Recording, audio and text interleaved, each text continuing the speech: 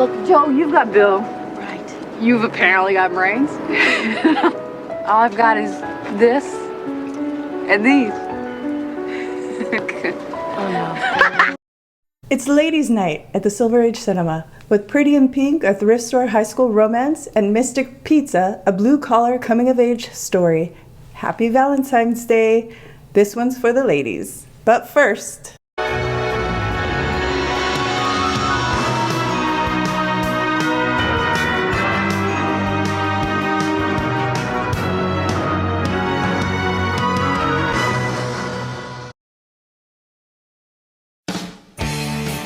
In a Chicago suburb divided by money and status, a creative high school outsider moves through life on her own terms, juggling friendships, part-time jobs, and the constant reminder of where she doesn't belong.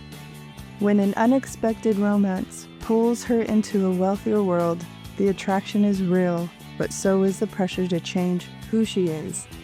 His name's Blaine. So beautiful. Blaine? Oh, that's a major appliance. That's not a name.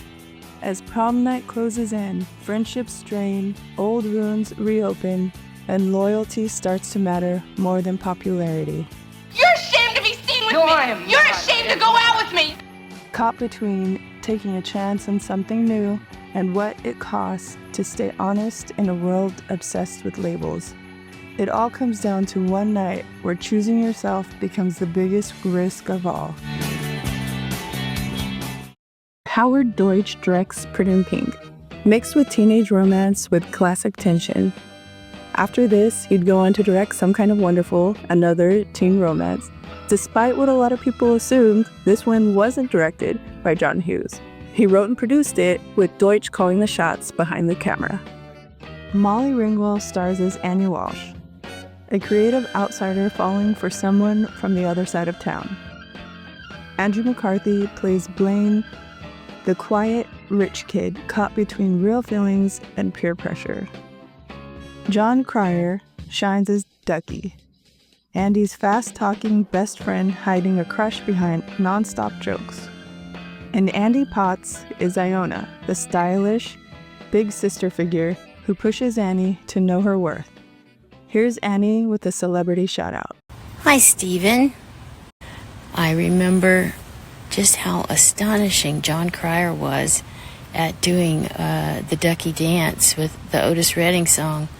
Wow.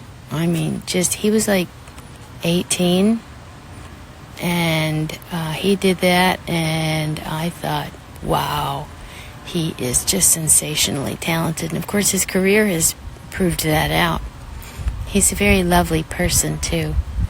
I have nothing but nice things to say about people, and that's all that matters on a film set. Creativity and people being nice so that creative energy is supported. What the hell? What the hell is going on with Blaine? His hair is taking the breakup worse than he is. Oh well, back to the review. Pretty in Pink just feels like the 80s in the best way. It's got that great new wave soundtrack running through it, and you can feel the classic Brat Pack energy. This is a peak Molly Ringwald, the moment she basically made thrift store styles cool. The teenage characters actually feel like kids trying to figure it out, not punchlines and designer jackets. Where'd you get your clothes? 5 and dime store? The supporting cast is strong too. Harry Dean Stanton makes it feel like a real dad-daughter relationship. And James Spader shows up at that ultimate 80s douche. Blaine, what's going on? So what do you care? Listen, my best friend is conversing with a mutant, and I'm curious. I don't think that's any reason to get defensive. And Ducky, love him or hate him, you can't ignore him. Young girls ain't gonna forget it.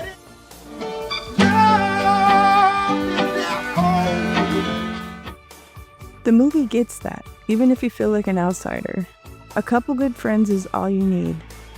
Relive an 80s prom as it captures the laughter, the friends, the talk, the hurt, the real world. Hughes wrote the movie inspired by psychedelic furs, Pretty in Pink.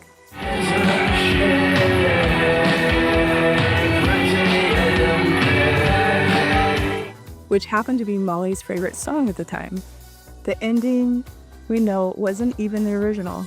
After test audience booed it, they went back and reshot months later, which is why Andrew's suddenly wearing a wig. And here's a fun little time capsule detail. It's filmed at the same high school from Greece, so even the setting has teen movie history running through its hallways. My enjoyment rating for this neon heartbreak movie is a B+. I can't believe it. I can't believe it. We're closed. You know what an older woman does for me? Changes your diapers? Tush.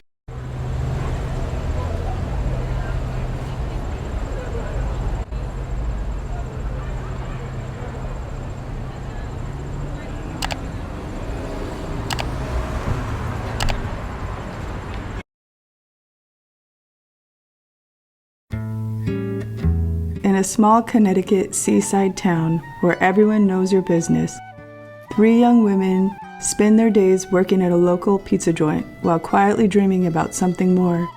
Between long shifts and late nights, they juggle friendship, romance, and the pressure to figure out who they're supposed to become before real life locks in.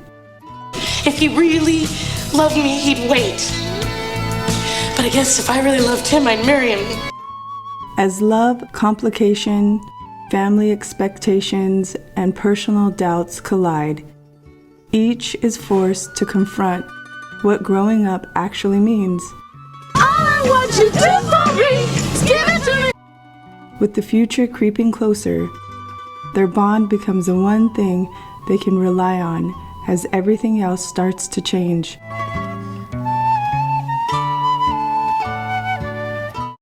Donald Petrie directs Mystic Pizza with a character-first approach that keeps the relationship feeling real. After this, he'd go on to direct How to Lose a Guy in 10 Days, a popular romantic hit. And despite how confident this feels, it was actually his theatrical directing debut. Julia Roberts stars as Daisy, a bold dreamer caught up in a risky summer romance that pushes her to grow up fast. Annabeth Gish plays Kat, a driven sister bouncing college dreams, family pressure, and a feeling she didn't expect. Here's a celebrity shout-out from Annabeth. Hi, Stephen. This is Annabeth Gish. Mystic Pizza was, just this amazing young cast of up-and-comers, and shooting on location in Mystic, Connecticut was also one of the best parts. It informed the story, so the location is a character, and just lots of friendships and such a special time. I was just recently back there, and it was nostalgic. Lily Taylor is JoJo, the emotional heart of the group, torn between loving Bill deeply and being ready to say I do. Vincent D'Onofrio plays Bill, a devoted fisherman determined to marry JoJo, even when she's unsure about that future. What the hell? Mom, do you want my green stuff? What the hell? Let's go. Is that baby Matt Damon? Who knew there was a future Oscar winner there? And he'd age finer than that wine. Anyways, back to the review. Mystic Pizza is one of those romantic comedy dramas that sneak up on you. It's not flashy, it's not trying to be bigger than it is, it just feels real. The 3 leads have genuine charisma, like they're actually working side by side for years, and that bond carries the whole movie. Early Julia Roberts is the spark plug. You can see the movie star energy before the world caught on. I know what you are. A hustler. Lorna. Isn't that the right word, Charlie? Like in that pool hall movie. Lorna. What I love most is the vibe. The docks, the sea air, the neon pizza sign glowing at night. It feels lived in and coastal in a way you can almost smell it. The romances aren't fairy tales perfect either. They're messy, complicated, full of doubt. I'm telling you, Joe, that I love you. Doesn't that mean anything to you? Underneath all of it, there's that blue-collar tension about college, money, and whether you're supposed to stay or get out. It's really about figuring out who you are. The guy wears them. Just wrapped in love with all the works. My enjoyment rating for this coastal coming-of-age movie is a B+. You're weird. I think I have to go to the bathroom.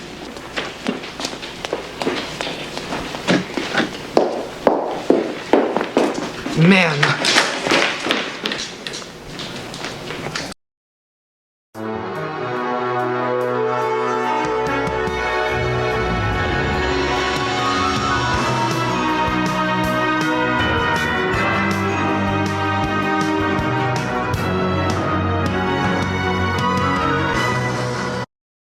Thanks for stopping by for this special episode. I don't know, it's just too weird for me, you know? Maybe this shouldn't happen. Don't worry, Steve will be back for the violence soon.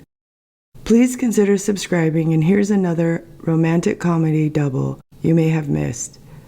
We'll see you next time at the Silver Age Cinema, where one movie is never enough.